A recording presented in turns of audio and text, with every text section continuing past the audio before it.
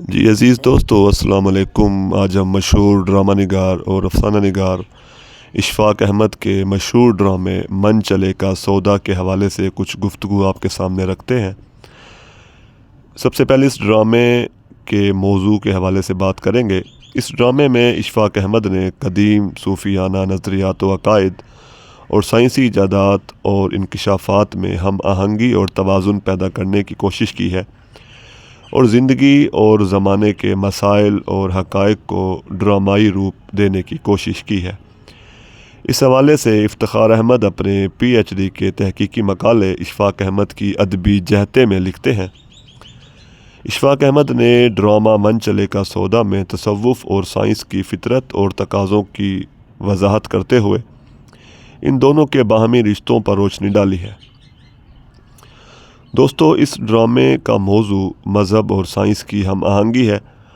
وہ ڈرامے میں لوگوں کو بات سمجھانے کے لیے تصوف اور فزکس جیسی مذہبی اور علمی اصطلاحات کا استعمال کرتے ہوئے ہمیں نظر آتے ہیں۔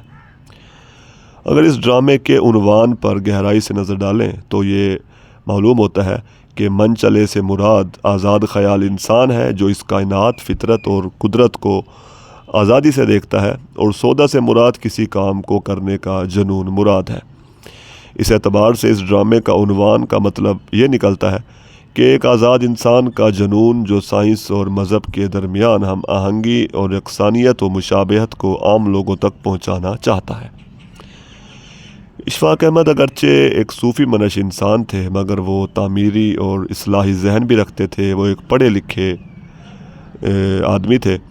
وہ جانتے تھے کہ اس سائنسی ترقی کے دور میں انسان مذہب سے اور اپنے عقائد و نظریات سے دور ہوتا جا رہا ہے۔ وہ مذہب اور سائنس کو ایک دوسرے کا مخالف سمجھتا ہے، مگر اشفاق احمد لوگوں کو اس قسم کے شک و شبے اور گمراہی سے بچانا چاہتے تھے۔ وہ مذہبی عقائد اور سائنس کے مابین رشتے کی نشاندہی کرنا چاہتے تھے، اور اسی حوالے سے انہوں نے یہ ڈرامہ من چلے کا سودا تخلیق کیا۔ اس ڈرامے کی کہانی میں تصوف کے اسرار و رموز کو سائنس کے ذریعے سے سمجھنے کی کوشش کی گئی ہے۔ اس ڈرامے کا مرکزی کردار عمر کے درمیانی حصے میں روحانی منزل کا تعین کرتا ہے، اور عرفان ذات اور عرفان کائنات سے سفر کرتے کرتے وہ فنا فی اللہ کے مقام پر پہنچ جاتا ہے۔ ارشاد نامی یہ شخص وہ کردار ہے جس کے پاس دنیا کی ہر آسائش اور نعمت موجود ہے، مگر وہ ذہنی اور قلبی آرام و سکون سے محروم ہے۔ وہ اس سکون کی تلاش میں ہر اس مقام پر جاتا ہے جہاں سے اسے امید ہوتی ہے کہ اس کے باطن کی دنیا روشن ہو جائے گی۔ اس ڈرامے میں ہمیں تصادم کی صورتحال دیکھنے کو ملتی ہے۔ ارشاد سکون کی تلاش میں تمام معاشرتی رویوں سے الگ تھلگ رویہ اختیار کرتا ہے، اپنے من کی آواز پر لبیک کہتا ہے، رکاوٹوں کے ریگستان عبور کرتا ہے۔ وہ اپنے حال کے حوالے سے عدم اطمینان کا شکار ہے، مگر ارشاد کی ماں بیگم صاحبہ ہر روایتی ماں کی طرح اپنے اکلوتے بیٹے کا گھر آباد دیکھنا چاہتی ہے۔ وہ ارشاد کو زندگی کے متعلق سنجیدہ رویہ اپنانے پر قائل کرنے کی بھرپور کوشش کرتی ہے۔ ارشاد کے دوستوں سے بھی ارشاد کے حوالے سے مدد طلب کرتی ہے، مگر ارشاد اس تصادم کی صورتحال کے باوجود اپنے متعین مقصد کی راہ میں کسی رکاوٹ کو قبول نہیں کرتا۔ ارشاد کی والدہ بیگم صاحبہ ارشاد کے ایک دوست شجاع سے گفتگو کرتے ہوئے کہتی ہے، عجیب عجیب کتابیں پڑھتا ہے، عجیب عجیب لوگوں سے ملتا ہے، اس کا پیٹرن آف لائف ٹھیک نہیں رہا شجاع۔ کسی موچی سے ملنا، ڈاکیے کے آگے ہاتھ باندھ کے کھڑے ہو جانا، اپنے آپ کو غلط کہا قبول کے حوالے سے الجھانا، اپنے آپ کو غلط کہانیوں کے حوالے سے الجھانا۔ دوستو، ارشاد کے دوست کبیر اور شجاع بھی ہمیں اس معاشرتی رد عمل کے نمائندہ کردار نظر آتے ہیں کہ جس کے تحت حساس موضوعات اور معاملات کو دل کی آنکھ سے دیکھنے، سمجھنے اور پرکھنے سے انکار کیا جاتا ہے، اور اس کو عام رویہ سمجھا جاتا ہے۔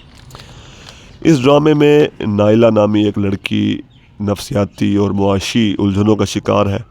حالات کا مقابلہ کرنے کے لیے بڑی مضبوطی سے اس کے سامنے کھڑتی ہے، مگر جلد ہی پسپائی اختیار کر لیتی ہے۔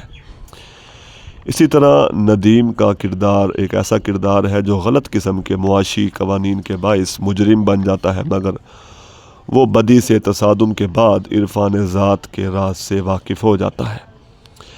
مومنہ کا کردار ایک ایسا کردار ہے جو ناخوشگوار ماضی رکھتا ہے۔ وہ اپنے ماضی کی تلخ یادوں کو بھلانے کی غرض سے ارشاد کے دفتر میں کام کرتی ہے، اور ارشاد سے ملنے کے بعد اس کی شخصیت بھی بدلنے لگتی ہے۔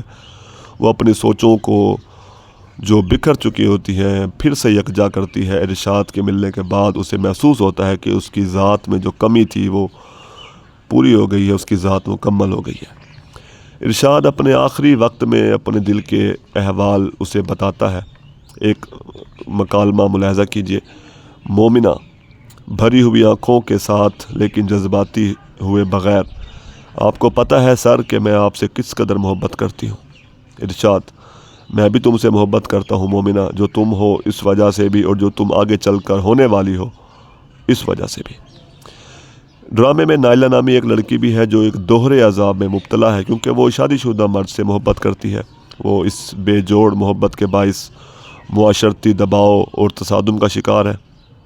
اس کی ذہنیت میں ایک تذبذب ہے۔ وہ ایک طرف تو باسط کو پانا چاہتی ہے تو دوسری طرف وہ یہ بھی نہیں چاہتی کہ اس کی پہلی بیوی کو باسط طلاق دے دے۔ اس کی محبت مختلف مجبوریوں سے متصادم نظر آتی ہے اور اس کا خاتمہ نائلہ کی خودکشی پر ہوتا ہے۔ اسی طرح ڈرامے میں سلمیٰ اور عامر کا کردار بھی موجود ہے، جو کہ رومانوی تصادم کا شکار ہے۔ دونوں کے تعلقات مختلف قسم کے نشیب و فراز سے گزرتے ہیں۔